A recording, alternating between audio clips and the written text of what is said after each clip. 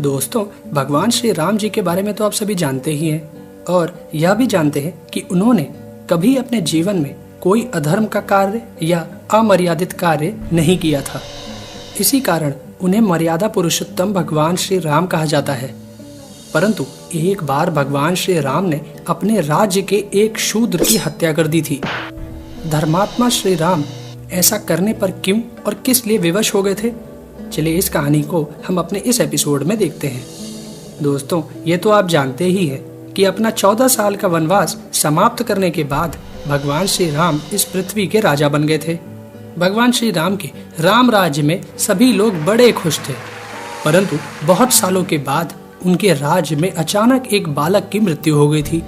तो उस बालक के माता पिता उसका शव लेकर भगवान श्री राम के राजद्वार पर बैठ गए थे और उस बालक के पिता ने रोते हुए यह कहा था कि राजा श्री राम के ही किसी दुष्कर्म के कारण उसके इकलौते पुत्र की मृत्यु हुई है। अतः श्री राम मेरे इस पुत्र को जीवित करें, अन्यथा हम दोनों पति पत्नी भी इसी राजद्वार पर अपने प्राण त्याग देंगे और हमारी हत्या का पाप श्री राम को लगेगा। दोस्तों, जब भगवान श्री राम ने उस व्यक्ति की बात सुनी तो बड़े दुखी हो गए थे।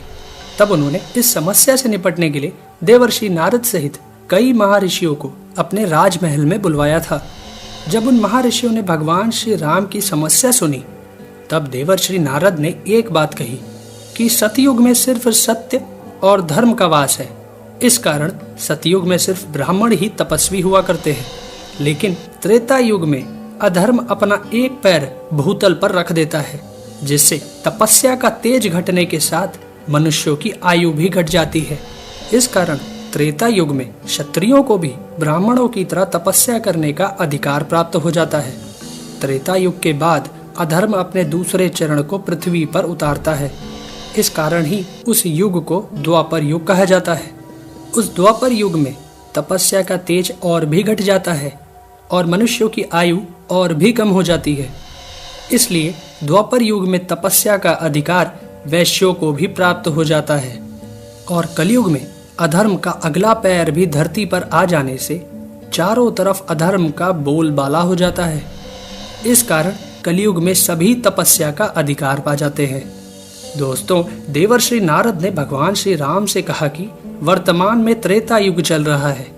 इस युग में ब्राह्मण और क्षत्रियों को छोड़कर किसी और का तपस्या करना अधर्म है। निश्चय ही आपके राज्य में कोई शूद्र महान तप कर रहा है, इसी कारण उस बालक की मृत्यु हुई है। यदि आपने इस दुष्कर्म को नहीं रोका तो आप भी नरक में पड़ेंगे। देवर्षि नारद की यह बात सुनकर भगवान राम ने उस मरे हुए बालक का शव सुरक्षित रखवा दिया था और स्वयं पुष्पक विमान से उस शूद्र की खोज में चल दिए थे। दोस्तों, खोजते खोजते जब श्री राम उस शूद्र के पास पहुंचे तो उन्होंने देखा कि वह शूद्र अपना सर नीचे किए हुए बड़ी कठिन तपस्या कर रहा है। तब श्री राम ने उससे पूछा कि इतनी कठोर तपस्या करने वाले तपस्वी, तुम किस वस्तु को पाने के लिए यह तपस्या कर रहे हो?